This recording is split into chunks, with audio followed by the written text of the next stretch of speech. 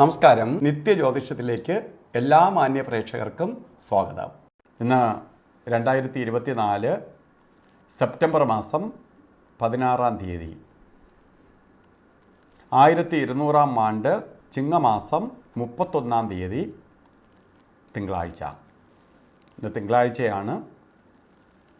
ശരിക്ക് അവിട്ട നക്ഷത്രമാണ്, അതായത് 3ാം ഓണമാണ്. തിരുവോണം കഴിഞ്ഞ് അവിട്ടം 3ാം ഓണമാണ്. 3ാം ഓണം അതിൻ്റെ ഏറ്റവും വലിയ പ്രത്യേകത ഇന്ന് നബിദിനമാണ്. നബിദിനം എന്ന് പറയുമ്പോൾ ലോകം ആകമാനം ആചരിക്കുന്ന ഒരു ദിവസവും കൂടിയാണ് നബിദിനം. ഒരു മതത്തിൻ്റെ പ്രചാരകൻ എൻ്റെ ജന്മദിവസവും കൂടിയാണ്. അപ്പോൾ നബിദിനം, അപ്പോൾ ഇന്നത്തെ ദിവസം വളരെ പ്രാധാന്യമുള്ള ദിവസമാണ്. 3ാം ഓണം, തിങ്കളാഴ്ച, നബിദിനം മാത്രമല്ല അവിട്ടം നക്ഷത്രം. അവിട്ടം നക്ഷത്രം ശുഭനക്ഷത്രത്തിൽപ്പെടുന്ന ദിവസമാണ്. അപ്പോൾ ഇന്നത്തെ നല്ല ദിവസമാണ്. വളരെ സന്തോഷപ്രദമായ അവസ്ഥകൾ ഉണ്ടാകുന്ന ദിവസം തന്നെയാണ്. കാരണം നെഗറ്റീവ് എനർജി ഇല്ല. പ്രകൃതിയിൽ നെഗറ്റീവ് എനർജി ഉണ്ടായിരുന്നാൽ നമ്മൾ ശുഭ ദിവസമാണെങ്കിൽ പോലും ചെയ്യുന്ന പ്രവൃത്തികൾ പലതും വിപരീത ഫലങ്ങളെ കൊടുക്കാൻ സഹായിക്കും. അതുപോലെ ഇന്ന് ബർത്ത്ഡേ വന്നിട്ടുള്ളവർ, അവിട്ട നക്ഷത്രം ബർത്ത്ഡേ ആയിട്ട് വന്നിട്ടുള്ളവർക്ക് ഒരു വർഷത്തെ ഫലത്തെയാണ് ബർത്ത്ഡേ കൊണ്ട് നമ്മൾ ഉദ്ദേശിക്കുന്നത്.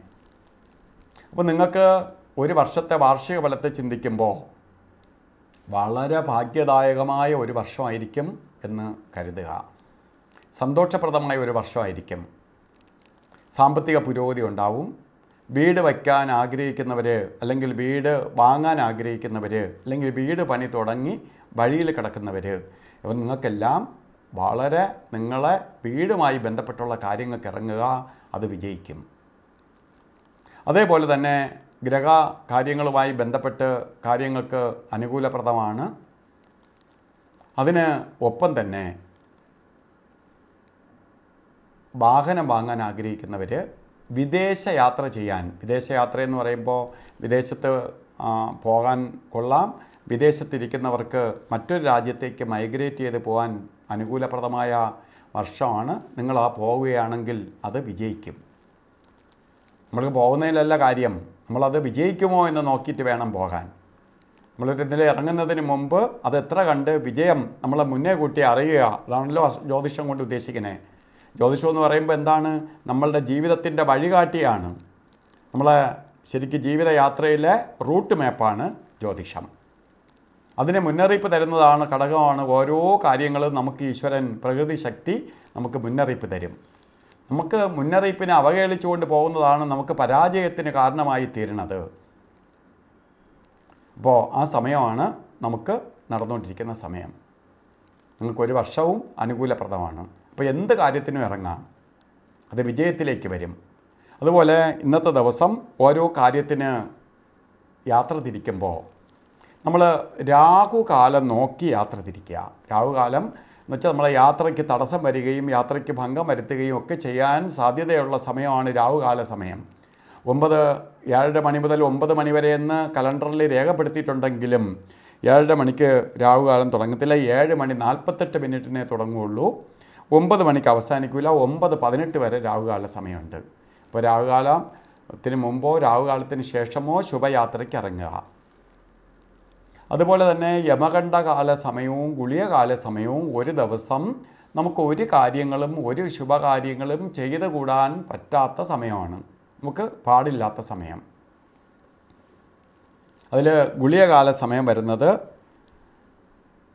1:50 തൊട്ട് 3:20 വരെയും, യമകണ്ഠകാല സമയം വരുന്നത് 10:49 തൊട്ട് 12:19 വരെയും ഒരു ശുഭകാര്യവും ചെയ്യരുത്. അതുപോലെ ഇന്നും അഭിജിത്ത് മുഹൂർത്തം, നമുക്കല്ലാതെ തന്നെ മുഹൂർത്തമുണ്ട്. അപ്പോൾ അഭിജിത്ത് മുഹൂർത്തത്തിന് വളരെ പ്രാധാന്യം കൊടുക്കേണ്ടതില്ല. മറ്റ് മുഹൂർത്ത രാശികളില്ലാതെ വരുമ്പോഴാണ് നമ്മൾ അഭിജിത്ത് മുഹൂർത്തത്തെ ആശ്രയിക്കേണ്ടി വരുന്നത്. എന്നാൽ ഇന്നത്തെ അഭിജിത്ത് മുഹൂർത്തം വരുന്നത് നമുക്ക് 11:55 തൊട്ട് 12:43 വരെ 48 നേരം. ഈ സമയം ഏറ്റവും പോസിറ്റീവായിട്ടുള്ള സമയമാണ്. അതുപോലെ ഇന്ന് ഓരോ കാര്യത്തിന് ഇറങ്ങുമ്പോഴും നമ്മൾ വസ്ത്രധാരണത്തിന് പ്രാധാന്യം കൊടുക്കുക. വസ്ത്രത്തിന് എന്തിന് പ്രാധാന്യം കൊടുക്കുന്നു എന്ന് ചോദിച്ചാൽ നമ്മളിലേക്ക് പോസിറ്റീവ് എനർജി ആഗിരണം ചെയ്യാൻ അല്ലെങ്കിൽ നമ്മളിലേക്ക് അബ്സോർവ് ചെയ്യാൻ വേണ്ടി വസ്ത്രത്തിന് പ്രാധാന്യമുണ്ട്, വസ്ത്രത്തിന് ശക്തിയുണ്ട്. അപ്പോൾ വെളുത്ത വസ്ത്രമോ അല്ലെങ്കിൽ പേളിൻ്റെ കളറിലുള്ള വസ്ത്രമോ നമ്മൾ വസ്ത്രധാരണത്തിൽ ഉൾപ്പെടുത്തണം. അല്ലെങ്കിൽ ഒരു കർച്ചീപ്പായിട്ടെങ്കിലും ഒരു വെളുത്ത തുണി കയ്യിൽ കരുതണം. ഇത് നമ്മളെ ഭാഗ്യത്തെ നമ്മളിലേക്ക് ആകർഷിക്കാൻ സഹായിക്കും, നെഗറ്റീവിനെ ബ്ലോക്ക് ചെയ്ത് നിർത്താനും സഹായകരമായി തീരും. അപ്പോൾ ഇന്നത്തെ ദിവസം സർവ സൗഖ്യപ്രദമായി തീരട്ടെ എന്ന് സർവേശ്വരനോട് പ്രാർത്ഥിച്ചുകൊണ്ട് നിർത്തുന്നു. നന്ദി, നമസ്കാരം.